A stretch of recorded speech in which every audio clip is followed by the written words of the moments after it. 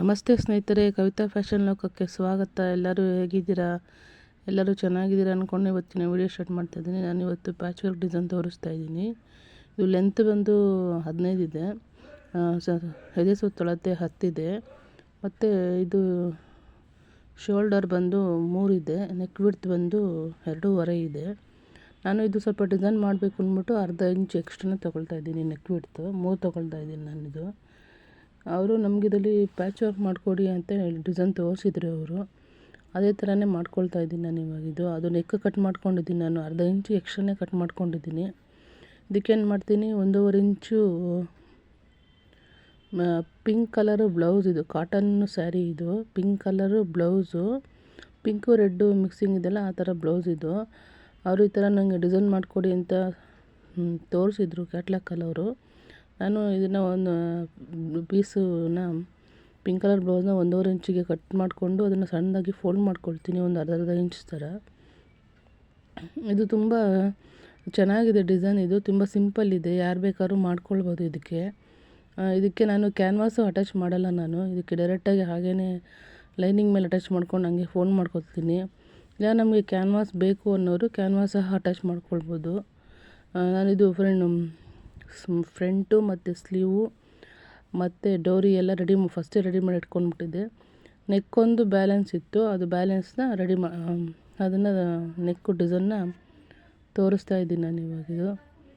ಯಾವ ಥರ ಮಾಡೋದು ಅಂತ ತೋರಿಸ್ತಾ ಇದ್ದೀನಿ. ಮಾಡೋರು ಇದು ತುಂಬ ಸಿಂಪಲ್ ಇದೆ. ಇದು ಥ್ರೆಡ್ ಹಾಕೋ ಕಟ್ಟಾಗ್ತಾ ಇತ್ತು.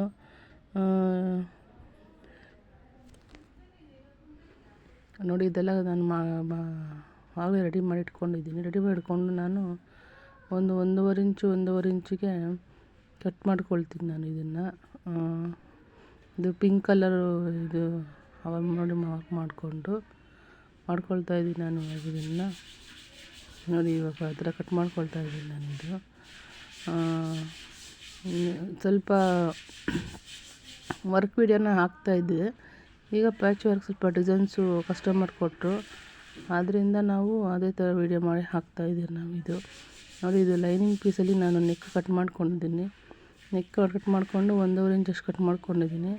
ಒಂದು ಅರ್ಧ ಇಂಚಷ್ಟು ಗ್ಯಾಪ್ ಬಿಡ್ತೀನಿ, ಯಾಕಂದರೆ ಅದು ಶೋಲ್ಡರ್ ಅಟ್ಯಾಚ್ ಆಗಬೇಕಲ್ವಾ, ಅದಕ್ಕೆ ಅರ್ಧ ಇಂಚಷ್ಟು ಗ್ಯಾಪ್ ಬಿಡ್ತೀನಿ ನಾನು ಇವಾಗಿದೆ. ನೋಡಿ, ಅದನ್ನು ಕಟ್ ಮಾಡ್ಕೊಂಡಿರೋದನ್ನ 2 ಫೋಲ್ಡ್ ಮಾಡಿಕೊಂಡು ಒಂದೇ ಲೆವೆಲ್ಲಿಗೆ ಹೊಲ್ಕೊಂಡು ಬರ್ತೀನಿ ನಾನಿದು. ನೋಡಿ, ಈ ಥರ ಹೊಲ್ಕೊಂಡು ಬರ್ತೀನಿ ನಾನು ಇದನ್ನು. ಬೇಕಾದವರು ಫಸ್ಟೇ ಒಂದು ಲೈನಿಂಗಲ್ಲಿ ಅಟ್ಯಾಚ್ ಲೈನಿಂಗಿಗೆ ಕ್ಯಾನ್ವಾಸ್ ಹಾಕ್ಕೊಂಡು ಮಲ್ಕೊಳ್ಬೋದು ನೆಕ್ಕನ್ನು. ಆಮೇಲೆ ಬೇಕಾದ್ರೆ ಡೈರೆಕ್ಟಾಗಿ ಅಟ್ಯಾಚ್ ಮಾಡ್ಬೋದು. ಆಗೇನಾಗುತ್ತೆ, ಇದು ಲೈನಿಂಗು ಎರಡು ಲೈನಿಂಗ್ ಹಾಕಬೇಕಾಗತ್ತೆ ಇದು. ನೋಡಿ, ಈ ಥರ ಸಣ್ಣದಾಗಿ ಫೋಲ್ಡಿಂಗ್ ಮಾಡ್ಕೊಳ್ತಾ ಇದ್ದೀನಿ. ಇದು ಫೋಲ್ಡಿಂಗ್ ಎಲ್ಲ ರೆಡಿ ಆಯಿತು. ನೋಡಿ, ಈ ಥರ ಬರುತ್ತೆ. ಅದು ಈ ಥರ ಬಂದಾದಮೇಲೆ ನಾನು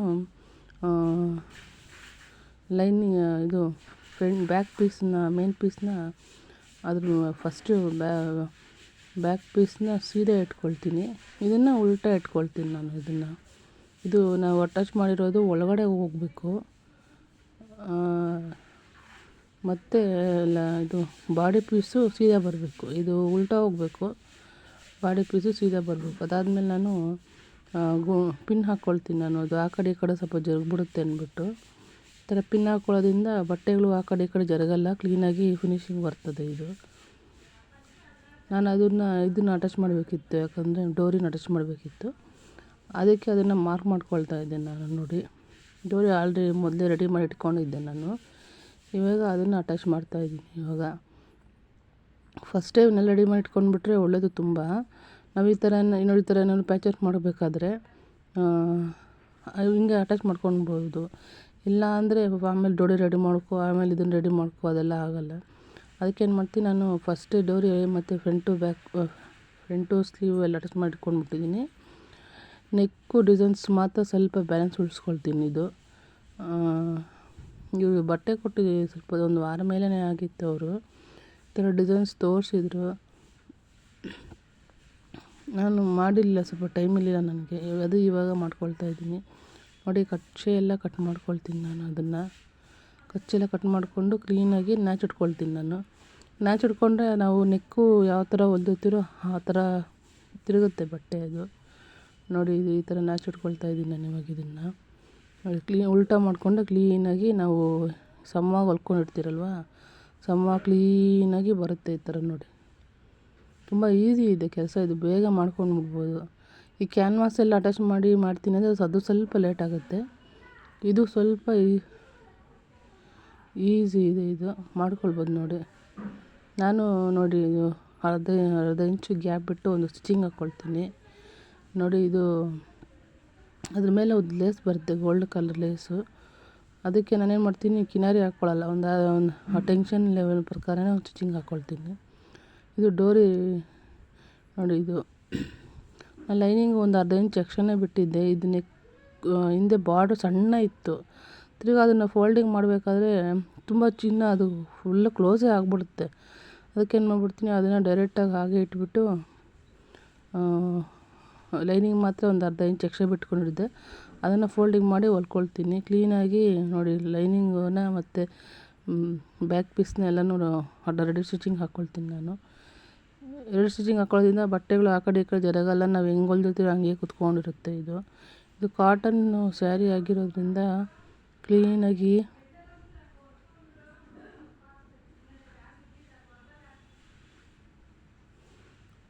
ನೋಡಿ ಈ ಥರ ಬರುತ್ತೆ ಡಿಸೈನ್. ಇದು ಫುಲ್ ರೆಡಿ ಆಯ್ತಿದ್ದು. ಇದಕ್ಕೆ ಮಣಿ ಹಾಕಬೇಕು ಮತ್ತು ಲೇಸ್ ಹಾಕಬೇಕಿದು ನೋಡಿ. ಈ ಥರ ರೆಡಿ ಆಯಿತು. ನನ್ನ ಹಿಂದೆಗಡೆ ಡಾಟ್ ಹಿಡಿಬೇಕಿತ್ತು.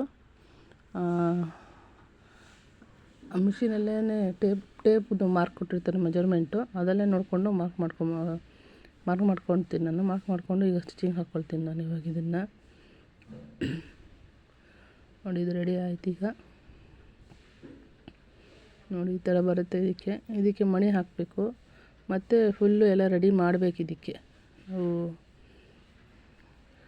ಇದು ಪೀಸ್ ಮಿಕ್ಕಿತ್ತು, ಅದಕ್ಕೆ 3 ಸ್ಟೆಪ್ಪು ಮಾಡಿಕೊಡಿ ಅಂತ ಹೇಳಿದರು ಅವರು. ಅದಕ್ಕೆ ಅದನ್ನು ಸಹ ಇದೇ ವಿಡಿಯೋದಲ್ಲಿ ತೋರಿಸ್ತಾ ಇದ್ದೀನಿ ಯಾವ ಥರ ನಾನು ಮಾಡಿದ್ದೀನಿ ಅಂತ.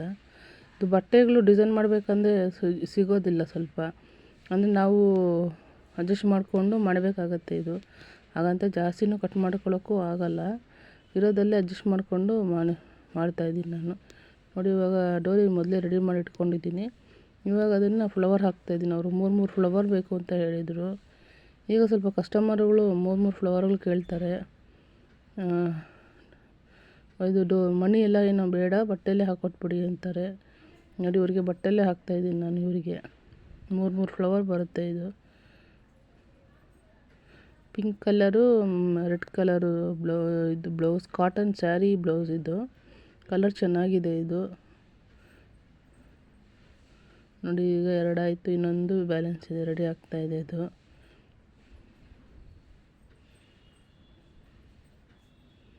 ಫ್ಲವರಲ್ಲೂ ಒಂದು 3-4 ಥರ ಇದ್ದಾವೆ. ಜಾಸ್ತಿ ಕಸ್ಟಮರು ಈ ಥರದ್ದೇ ಕೇಳ್ತಾರೆ, ಅದಕ್ಕೆ ನಾನು ಇದೇ ಥರದ್ದೇ ಹಾಕ್ತಾಯಿದ್ದೀನಿ. ಇದು ನೋಡಿ ಯಾವ ಥರ ಇದೆ ಅಂತ.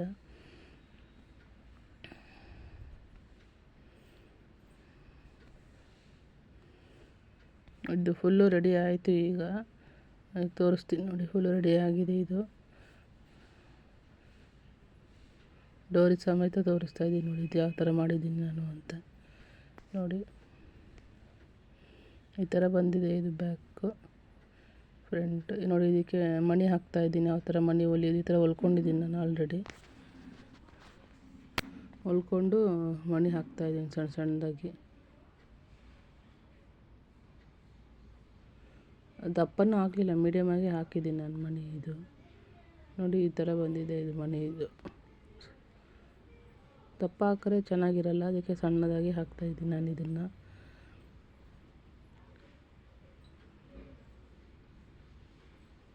ನೋಡಿ. ಈಗ ಫುಲ್ಲು ಫಿನಿಶ್ ಆಗಿದೆ. ಯಾವ ಥರ ಬಂದಿದೆ. ನನ್ನ ವಿಡಿಯೋ ನಿಮಗೆ ಇಷ್ಟ ಆಗಿದ್ದರೆ ಲೈಕ್ ಮಾಡಿ, ಶೇರ್ ಮಾಡಿ, ಕಮೆಂಟ್ ಮಾಡಿ, ಸಬ್ಸ್ಕ್ರೈಬ್ ಮಾಡ್ಕೊಂಡು ನೋಡಿ. Thank you.